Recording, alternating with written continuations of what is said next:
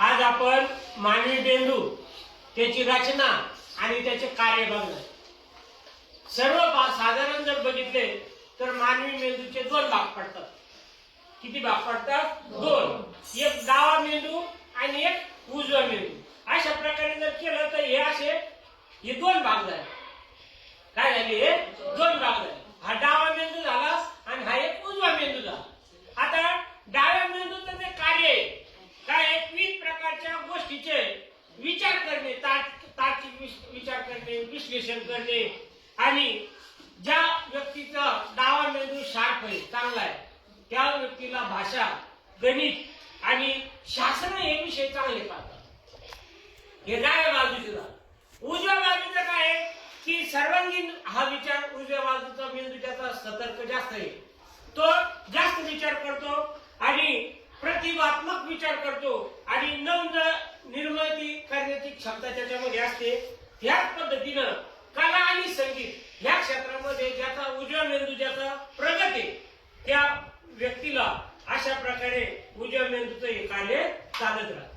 तर अशा प्रकारे हे डावा आणि उजवा भाग बघितले. आज आपण मेंदूचे परत अशा प्रकारचे प्रामुख्याने सर्वात वरचा जो भाग आहे याला प्रमस्तिष्क म्हणतात. याला काय म्हणायचं? प्रमस्तिष्क.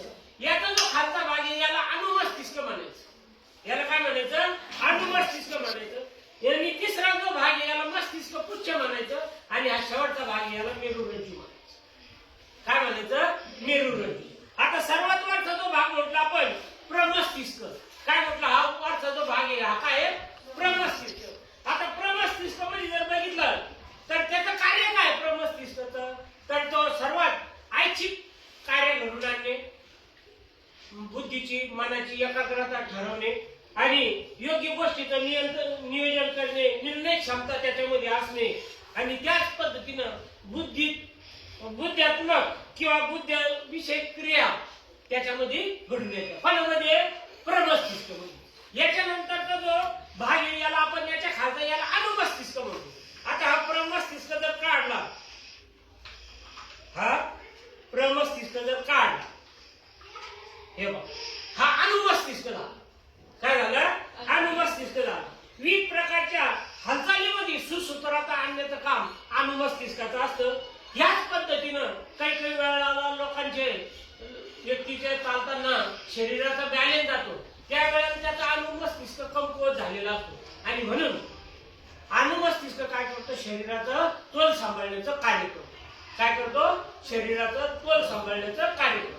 आणि याच्यानंतरचा शेवटचा हा जो भाग आहे याला मस्तिष्क पुच्छ म्हणतो. हा जो भाग दाखवलेला आहे हा याच्यामध्ये काय आहे? विविध प्रकारचे हृदयाचे कार्य, हृदयाचं ठोके, श्वासोश्वास, शिंकणे, खोकणे या अनैच्छिक क्रिया आहेत.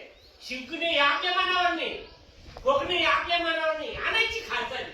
या अनैच्छिक हालचाली याच्यामध्ये क्रियाचं नियंत्रण करण्याचं काम अनुमस्तिष्क करतो.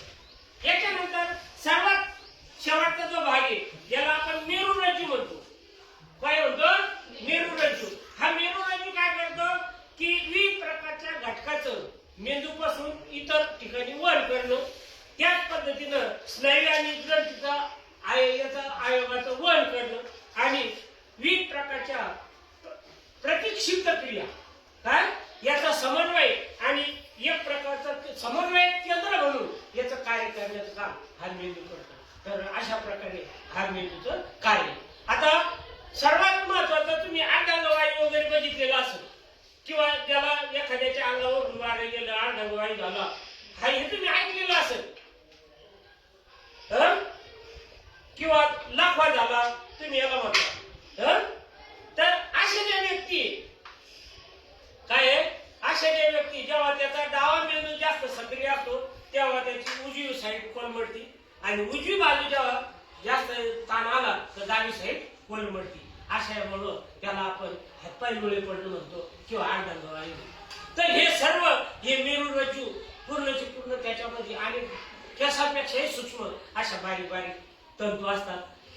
याला सिनॅप्सिस म्हणतात आणि अशा प्रकारचं थोडक्यात आपल्याला मेंदूचं कार्य आणि रचना आपल्याला पाहतो.